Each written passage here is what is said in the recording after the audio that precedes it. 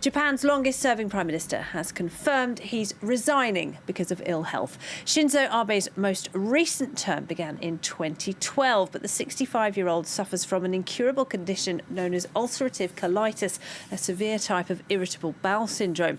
His brand of conservatism and his tough economic policies won him re-election several times. He also developed strong ties with the United States.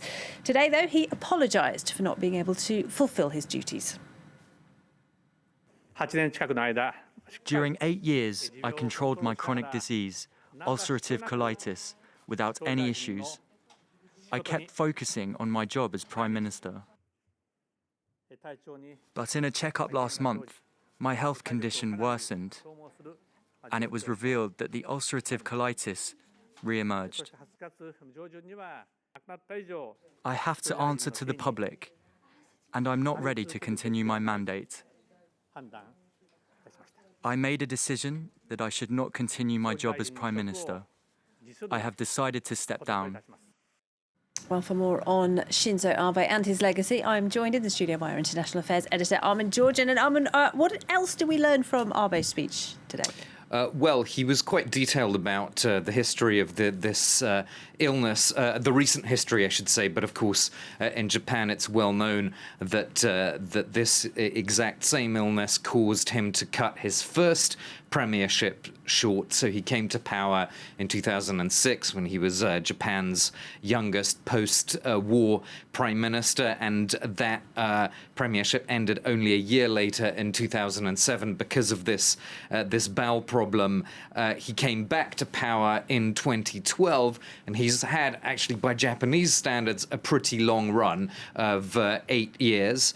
And now, of course, he gave details about these hospital visits, how his bowel condition has clearly become more aggravated, and he couldn't really focus on the job anymore, essentially, or not give it the full attention that it needed, and that's why he said he's decided to resign just over a year short of the end of his term. So, more than a decade in power, on and off. How would you characterise Shinzo Abe's spell in power? Well, as our correspondent in Tokyo was saying, a lot of his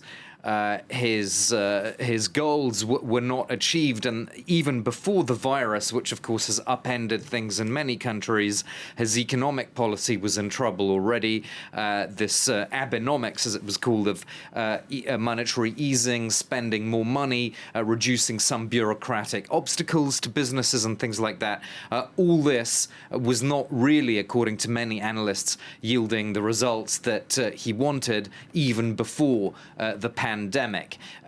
On the international front, it was interesting to hear him express a few regrets in this press conference. He mentioned 3 things specifically: that he couldn't resolve the issue of Japanese nationals abducted by North Korean secret agents. He also said he regretted not reaching a peace treaty with Russia over disputed islands in the north, and also that he could not push through constitutional changes to amend the pacifist constitution, which has been in place in Japan since the end of World War II. But it has to be said, Laura, all these are very intractable issues, and it's not as if his successor is suddenly going to be able to solve those issues, particularly not as the successor is only going to be in place for the remainder of Abe's term, which, as I said, goes up only until September 2021. Armen, thank you very much indeed. Armen Georgian there.